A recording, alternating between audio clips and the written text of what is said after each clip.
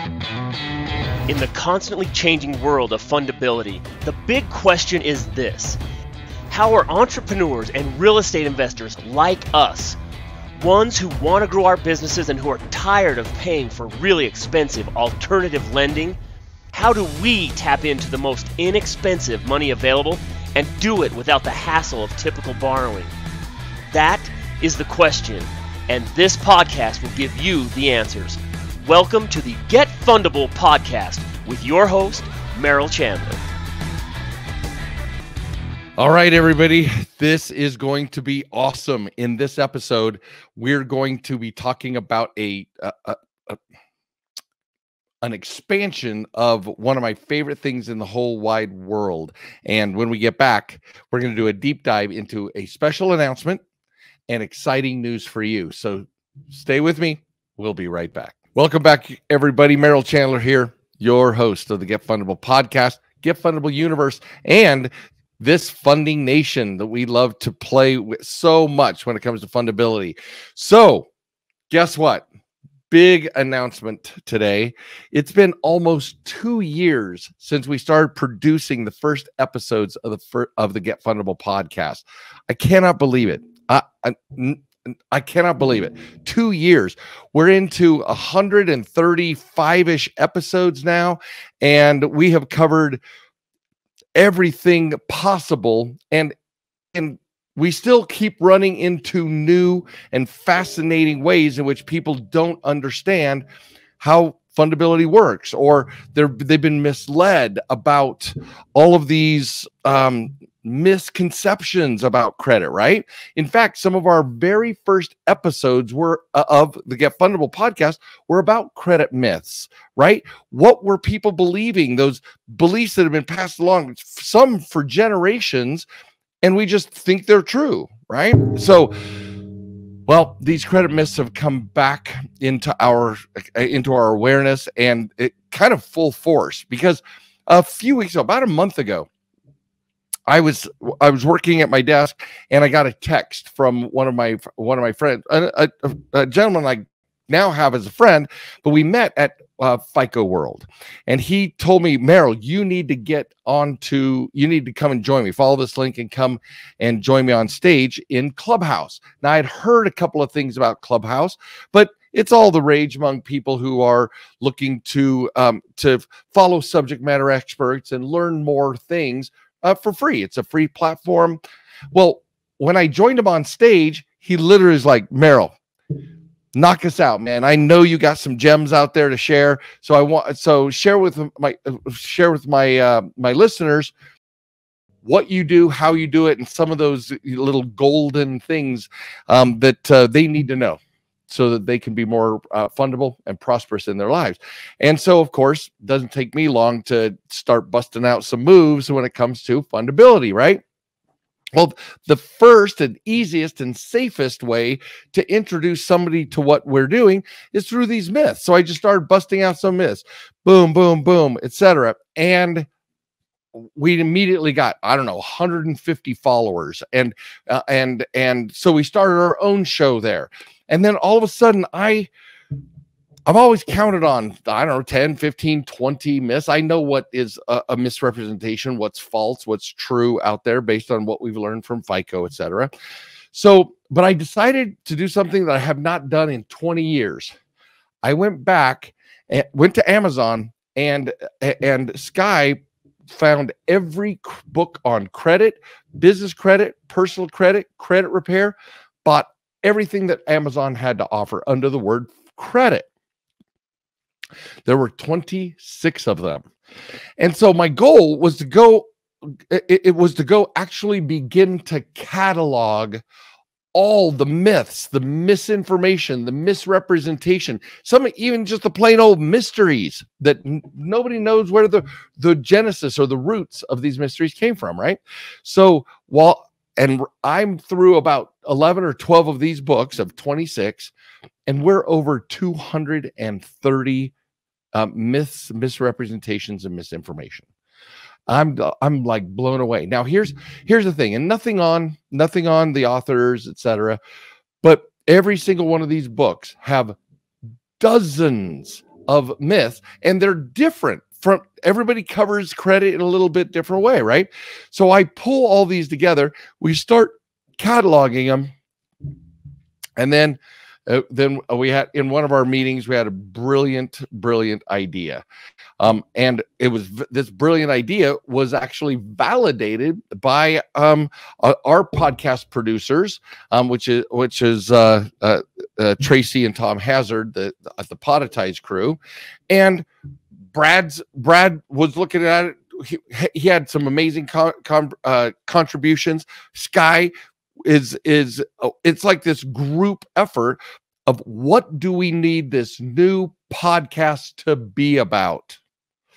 So we've been gathering and documenting every one of these myths, and so here's a special announcement. The next 2 or 3 weeks, we'll let you know when we drop it. We're a whole new podcast. It's called the Credit Con Show. The Credit Con Show. Now, for those of you who know me, there's a double entendre somewhere in there, but we thought it was an awesome title to put to the show. And this show is going to be mini bites. Not one is never going to be over 10 minutes long, but every single episode is one myth and then what the truth is behind that myth. And you could literally, you're going to be able to go down that entire show and see. I think we're even going to name them. Now, they're not in order, but myth 1, 2, 3, 4, 17, 18, 34, 226, etc. Now, the important part of this is they're bite-sized, because we want you to get through as many of these as fast as possible so you can at least start changing your funding game, right? We got to level up our game. And so we're going to debunk one, tell you the truth of it, and whether it's and we've even labeled them. This one's a myth. A myth is one that lasts forever, right? We could just never seem to get rid of it. But then there's misrepresentations by credit repair companies, by the credit bureaus, by FICO. So what are the misrepresentations and what are the straight up misinformation? The classic one is misinformation is Credit Karma and their scores are meaningful, right? So without further ado, I just want to include you guys in on this good news. Today, we're going to give you a preview of this new series and some samples of these misrepresentations, myths, and plain old hogwash that's out there in the marketplace. And if we're lucky, I may actually be going through the books where we get them, where they came from, and I wanted to grade these books by how much information. Is it an A+ book? Is it a B-? Is it a D+ when it comes to the intel that's available?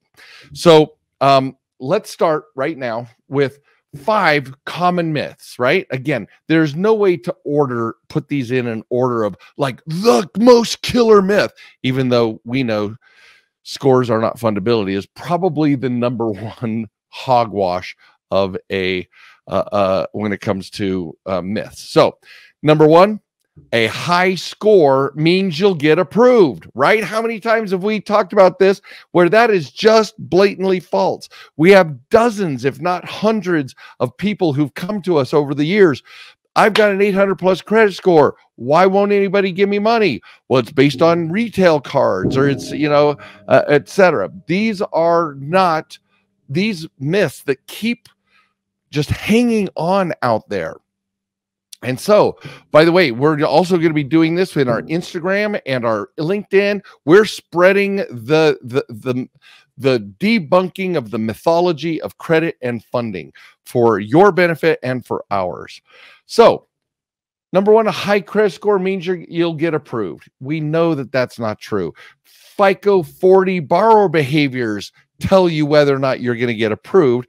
A high credit score just helps you with your interest rate that they're going to charge on that loan or credit card. It may help you with the terms of your loan, and it may get you more money if you have a high credit score, but it's not going to get you approved. Number 2, another devastating one that just seems to be lasting more and more and forever is that retail cards are a good source of credit especially for starting out. There's a group out there called the Credit University, and they sell. Oh my word! We'll be going head to head with those guys as well when we talk in one of our Truth You Trust episodes here and Get Fundable. But when it comes to the Credit Con show, retail cards are not a good source of credit, especially to start out with. You automatically get negative indicators from FICO because you're borrowing merchandise against merchandise. You're not borrowing cash. And there's a whole bunch of reasons for that. If you haven't been to the boot camp, make sure you go to getfundablebootcamp.com and find out the truth of all this stuff. Number 3, killer. Making your kids authorized users is a great way to build their credit. How many of us have heard that, you guys? How many of us have heard that? Making kids your authorized users. Now, yes, we want them, they're going off to college. They're, for emergencies. We want them to be able to have access to emergency money.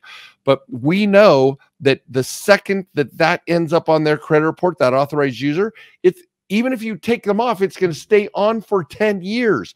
And the message you send is that your son or daughter cannot stand on their own 2 credit feet. And that's not true.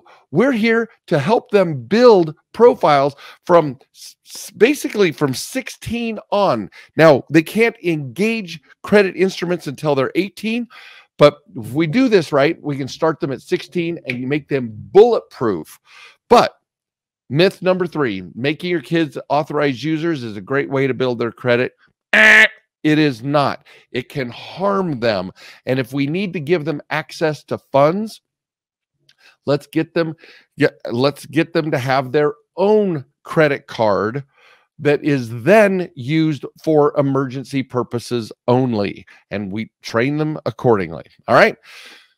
Number 4, you can get high value business credit cards without a personal guarantee. This one is pernicious. Pernicious is just a fancy term for stubborn. We were just on, when was it, Sky? We were just on,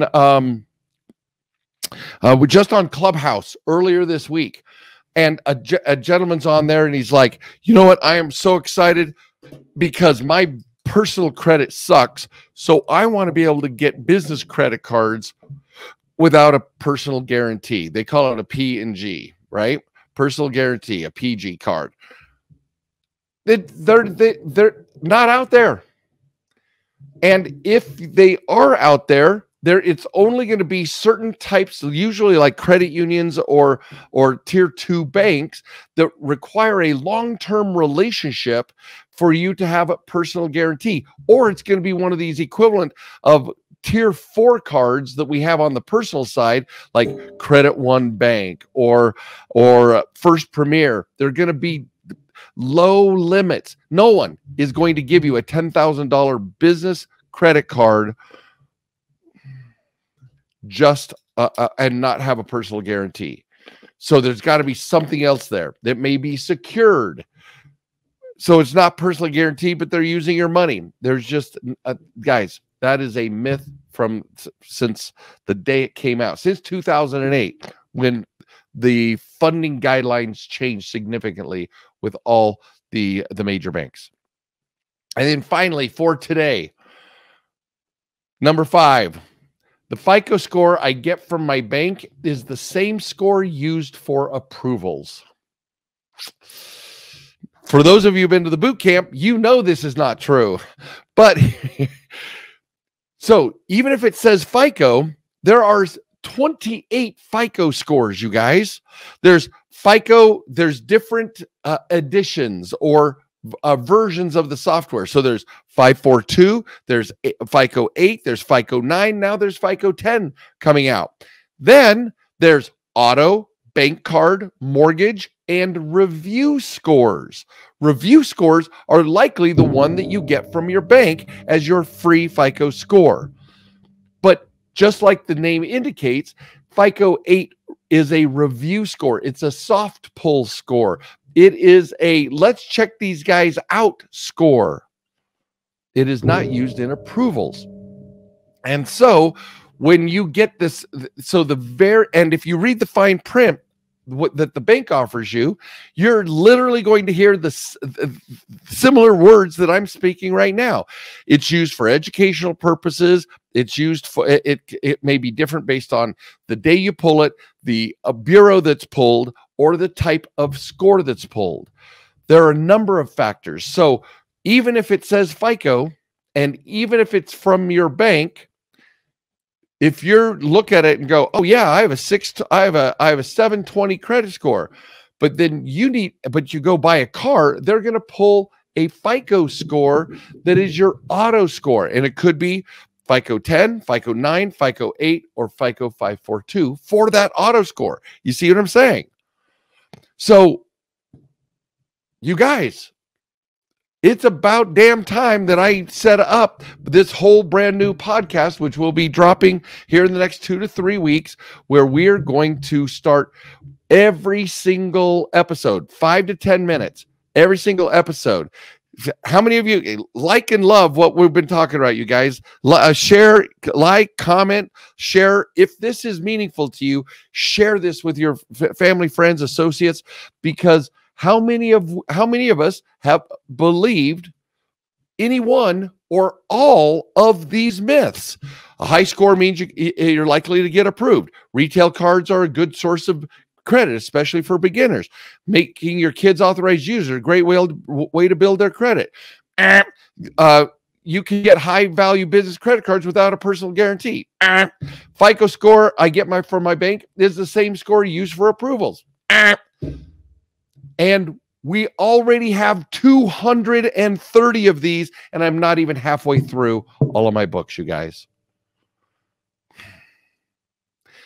Well, that's just a glimpse of what we're going to unpack in this new show, this new podcast. So, guys, follow us, stay tuned, and if this information has been eye-opening for you, then spread the word. Love, spread the love, get it out there, share this episode with your friends, your family, because we need to wake up as many people from the credit matrix as possible.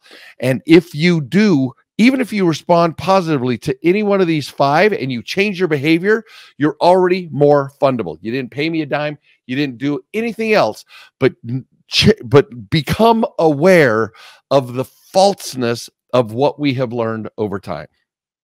This is Merrill Chandler, your host of the Get Fundable podcast and your guide to the Get Fundable universe. It is always a pleasure to be here, and my job is to make getting you the funding the least expensive and the most approvals limits possible.